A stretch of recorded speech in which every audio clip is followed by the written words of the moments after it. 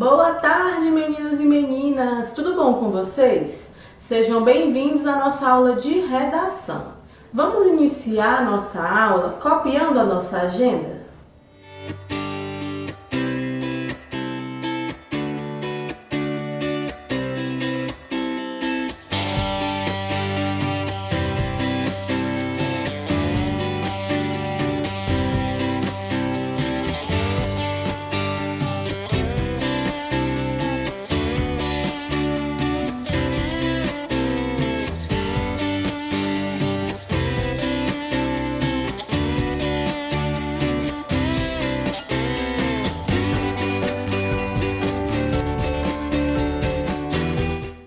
Vamos começar a agenda de hoje com um comunicado.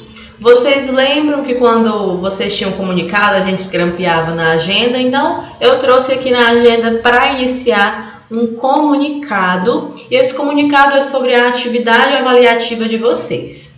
Vocês lembram que a atividade avaliativa, eu fiz uma aula sexta-feira agora explicando como era a folha de redação, detalhes sobre a folha, como escrever o cordel dentro dessa nova folha de redação que vocês receberam? Uma das observações que eu falei era sobre o rascunho, que ele é obrigatório. E sim, o rascunho ele é obrigatório, porém foi decidido junto à coordenação que esta etapa exclusivamente vocês não precisam entregar o rascunho junto com a prova para ser corrigido. Então você pode fazer o rascunho numa folha de caderno mesmo, pode ser na folha de rascunho que a escola proporciona, mas pode ser em qualquer outra folha.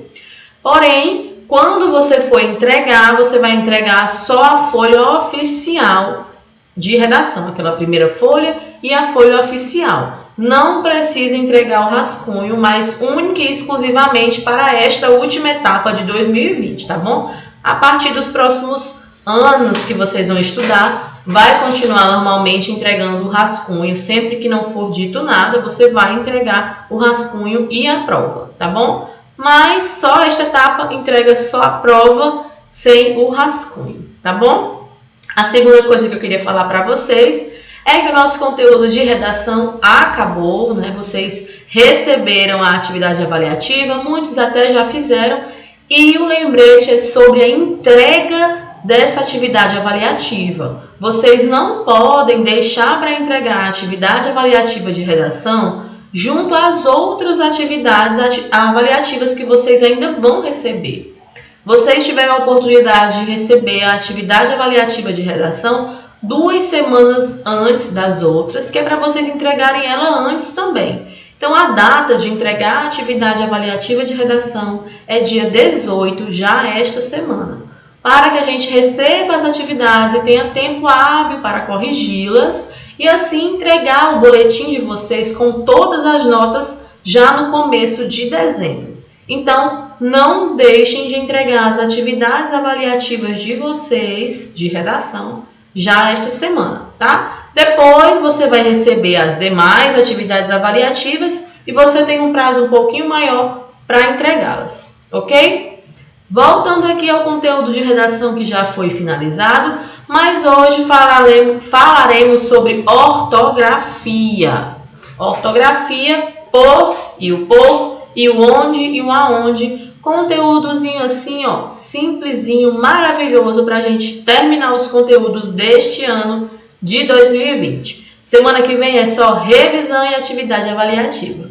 Vamos começar com a correção da atividade que eu passei para vocês na semana passada, a última interpretação de texto. E o texto vocês já leram e a atividade começa por dentro do texto na página 283. A primeira questão é uma resposta pessoal da pergunta: das informações que você leu no texto, alguma foi novidade para você? Qual ou quais? A gente viu que o texto fala sobre regras de trânsito, como a gente que é pedestre deve também se portar no trânsito. Você conhecia todas essas regras? Qual é a novidade? A gente pode ver e conversar qual foi a resposta que você deu no nosso plantão, tá? Segunda questão, o conteúdo do texto faz parte de uma cartilha produzida pelo governo do estado do Paraná. A. Essas regras e orientações valem apenas para os moradores desse estado? Converse com os colegas e o professor sobre esse assunto e registre suas conclusões. Aqui, a gente observa que as informações são válidas para todo o Brasil.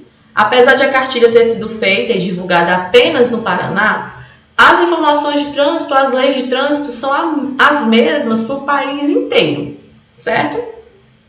B. Você e sua família colocam em prática alguma dessas atitudes? Quais? Novamente uma resposta pessoal, mas eu quero saber no plantão o que é que vocês têm colocado em prática junto com a família. Terceira questão. No dia a dia, que posição você ocupa no trânsito? Você é pedestre, motorista, motociclista ou ciclista? Eu não sei no caso de vocês. Eu sou pedestre. Mas pode ser que você utilize muito a bicicleta, então você vai ser ciclista. Motorista e motociclista é mais difícil porque vocês não têm carteira de habilitação. Mas você marca aqui qual é a opção que se encaixa melhor na sua realidade. Quarta questão, já na página 284. Releia o trecho a seguir. Cada um no seu espaço. Item A. Qual é o espaço destinado ao pedestre? Aos pedestres. As calçadas e os passeios. Os passeios, que a gente também chama aqui de faixa de pedestre. B. Pensando da mesma maneira, qual é o espaço do carro e da motocicleta e o da bicicleta? O carro e a motocicleta devem andar na rua. A bicicleta deve andar na ciclovia ou na rua próxima ao meio-fio, caso não tenha a ciclovia ali onde ele está passando. Quinta questão. O que o trecho "os maiores cuidam dos menores" quer dizer?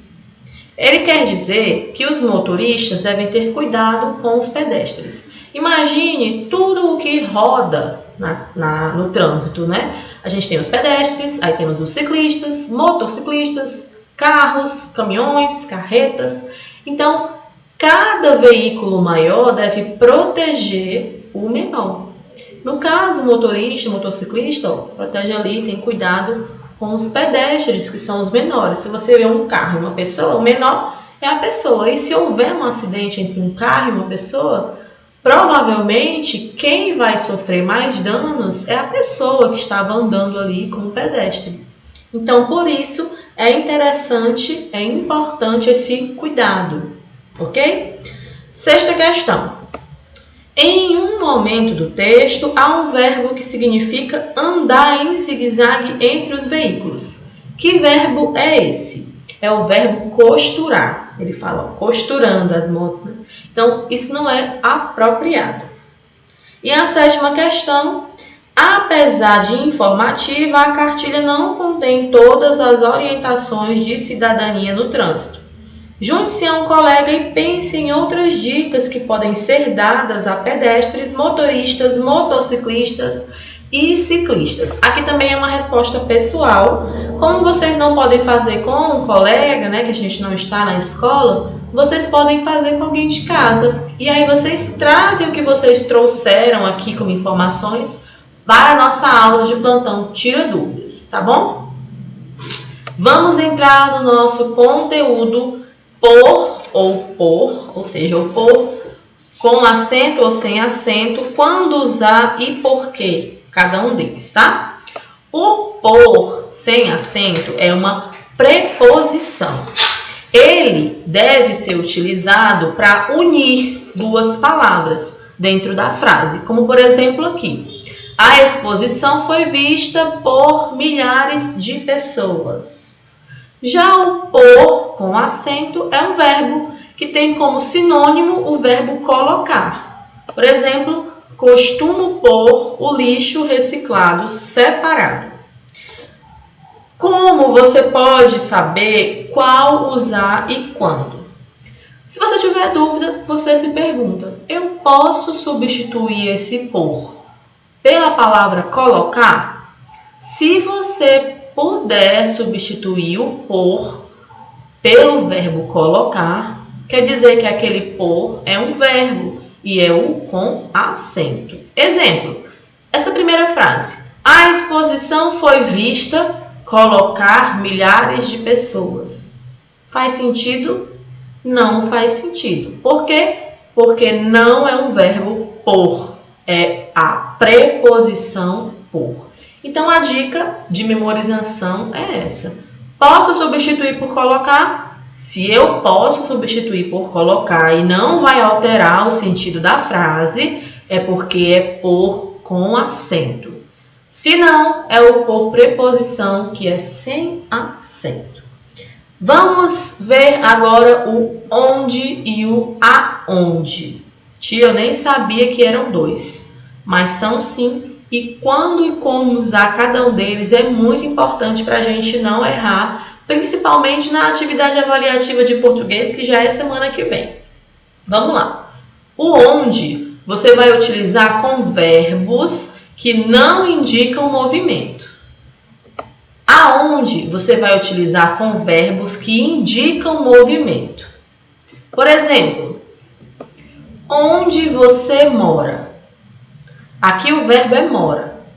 Ele não está indicando movimento, porque a pessoa mora em um único lugar, ela não fica mudando o tempo todo. Não, ela mora em um lugar fixo, então não indica movimento.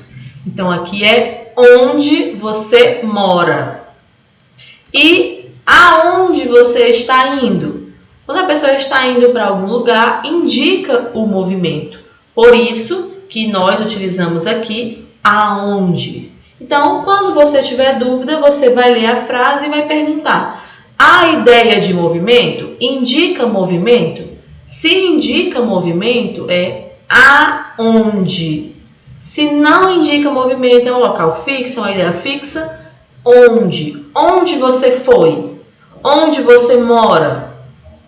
Aonde você deseja comer? Aonde passaremos nossas férias? Ok? Lembrem-se da diferença entre o onde e o aonde. Para fixarmos, vamos fazer a atividade? Página 288 e 289. Vocês podem realizar, pausem o vídeo, façam com calma, não precisa de pressa. E depois que vocês finalizarem, vocês retornam para a gente corrigir, tá? Podem pausar o vídeo. Agora que vocês já finalizaram, vamos à nossa correção. Página 288, a primeira questão, diz: reescreva as frases a seguir, substituindo o verbo colocar pelo verbo pôr. Item A. Eu e minha irmã vamos colocar as cartas no correio hoje.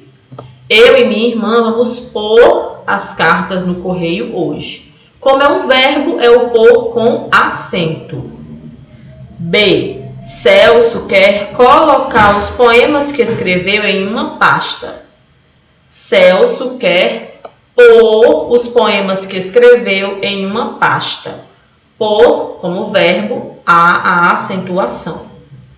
Segunda questão. Agora, reescreva as frases a seguir, substituindo o verbo pôr pelo verbo colocar. Item A. Tente pôr todos os quadros alinhados na parede. Tente colocar todos os quadros alinhados na parede. B. Precisamos pôr a tampa no liquidificador para não fazer sujeira. Precisamos colocar a tampa no liquidificador para não fazer sujeira. Virando a página 289, a terceira questão pede: complete as frases com por, com acento, ou por, sem acento. A. Daniel resolveu pôr seus brinquedos em uma caixa vermelha. Daniel resolveu colocar seus brinquedos em uma caixa vermelha. Então, aqui é por verbo, com acento. B. Lígia viajou ao Nordeste com os pais por uma semana. Ela viajou colocar uma semana? Não. Então, é preposição por. C. Eu vou pôr uma roupa nova para a minha festa de aniversário. Eu vou colocar uma roupa nova, então é pôr verbo com acento. D. Preciso pôr todo o material escolar na mochila. Preciso colocar todo o material escolar na mochila. Então é o pôr com acento. Item E. Heloísa vai pôr a agenda escolar por cima do caderno para não esquecer em casa. Heloísa vai colocar, ou seja, pôr com acento, a agenda escolar por cima do caderno. O primeiro pôr é verbo e o segundo é preposição.